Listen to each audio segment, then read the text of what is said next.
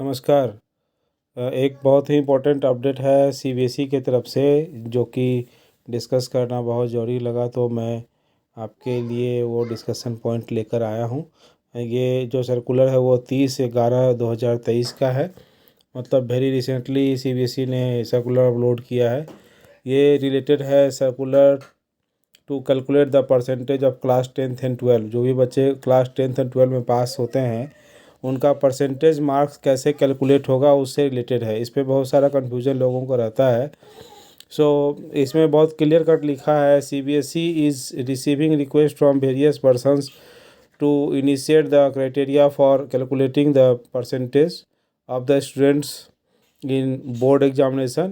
In this regard, it is to inform that the subsection 40.13 of chapter 7 of examination bylaw scripted that is no overall, ये जो line बहुत important है, no overall division oblique distinction oblique aggregate shall be awarded का मतलब है, आप देखते भी होंगे कि सीबीएसई कभी भी अपने मार्कशीट पे एग्रीगेटेड मार्क्स नहीं लिखता है।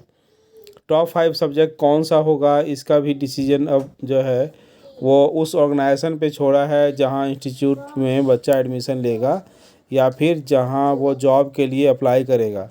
तो अभी होता क्या था कि टॉप 5 सब्जेक्ट को लोग मान लेते थे और जो 6 पेपर होता था उसका मार्क्स ऐड नहीं होता था।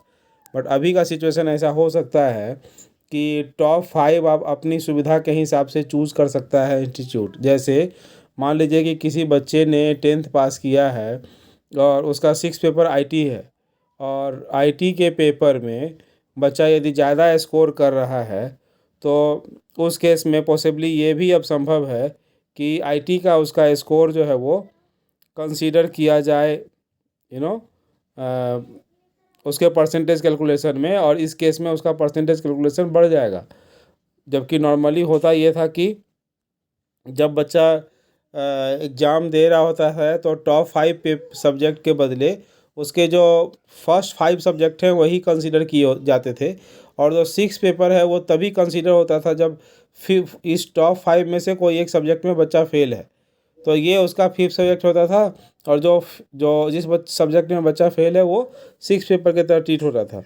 बट अभी वो कंडीशन चेंज है। अभी इसी चीज़ को बड़ी क्लियरफाई किया है कि फर्स्ट 5 सब्जेक्ट कौन सा होगा उसका डिसीजन जहाँ एडमिशन ले रहा है बच्चा वो खुद से डिसाइड कर सकता है, या बच्चा अपना बेस्ट टॉप 5 जो सब्जेक्ट है वो चूज़ करके दे सकता है।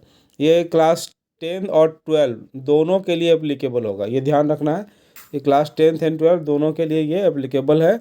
बहुत सारे बच्चों का आईटी पेपर रहता है क्लास 10th में, जिसके में बच्चे बहुत ज़्यादा स्कोर कर रहे होते हैं, ऑल बिकॉज की 50 मार्क्स उनका जो है वो थ्योरी का ही हो, प्रैक्टिकल का ही रहता है, और वो थ्योरी में कुछ भी यदि ठीक ठाक स्कोर करें तो ऑलमोस्ट 90+ सभी लोग चले जाते हैं, तो अच्छा स्कोर हो रहा होता है। तो अभी इससे बच्चों का जो एग्रीगेट मार्क्स है वो भी बढ़ेगा।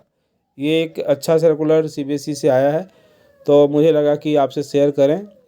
होपफुली ये आपके काम का होगा। कोई डाउट हो तो डेफिनेटली आप कमेंट करें।